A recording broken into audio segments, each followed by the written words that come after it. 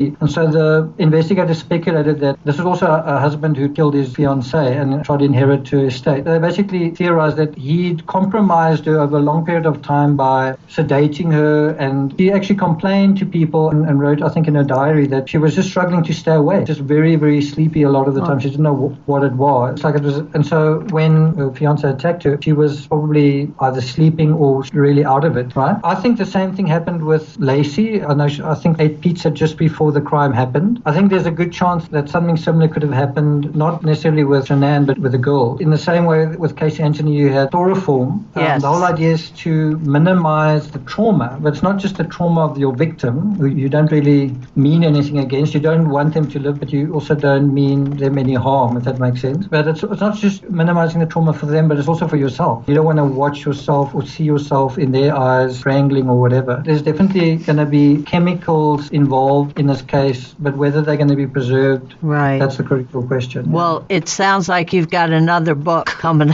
up, a third volume, when you find out all the answers to those questions. Well, look, you've seen the first two books are they are very detailed and in-depth, but they're quick studies, they're quick reads. Yes. I think each one's 30,000 words, so the third one will be the same. The third one, in a way, is the hardest of all of them because it actually deals with the two children. So it's basically, what I'm trying to do is look at their personalities. Who was Bella as a child, as a person? What was her temperament? What were her likes and dislikes? Which parent was she more like and not like? And then the same with the second child. You might think, well, what's that got to do with anything? You actually find a lot out by going into that. And just today, I found a lot of Shanann's original Facebook posts that are not available to the public anymore. She's extremely upset, and she's talking about, I think Celeste got a nut allergy, which can lead her to go into anaphylactic shock, right? Right. So it's a very serious thing that she has. So when she goes on her 6-week trip to North Carolina, she spends some time with Chris Watts' in-laws, and while she's there, she kind of tells them, look,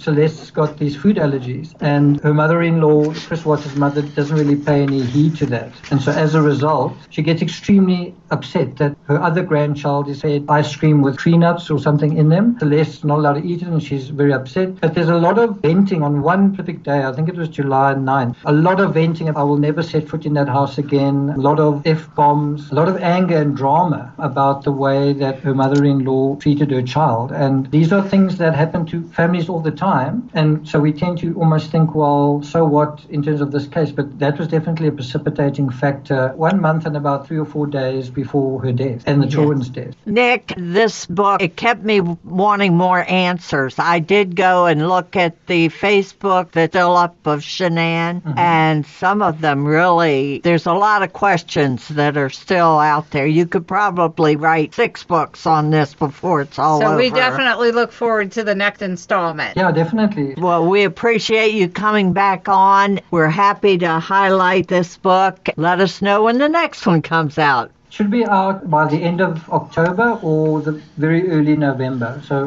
within the next 10 or 11 days. Okay, well, we definitely will be reading. Thanks, guys. Okay, thank you, Nick. Thanks, Nick. Thanks, Talk to guys. you Thank soon. Bye-bye. Okay, bye.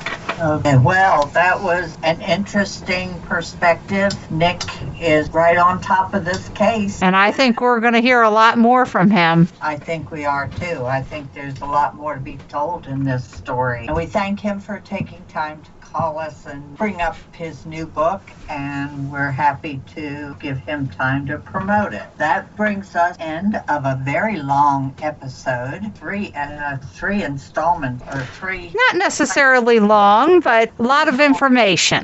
We look forward to next week where we will discuss Chris Old's book. I hope you'll join us then. And if you would like to find out more about us, you can find us at itwasadarkandstormybookclub.com, where you can find all the links to our episodes and our email and all of our social media. Yeah, that's it. And remember, life would be boring without a little mystery. Bye.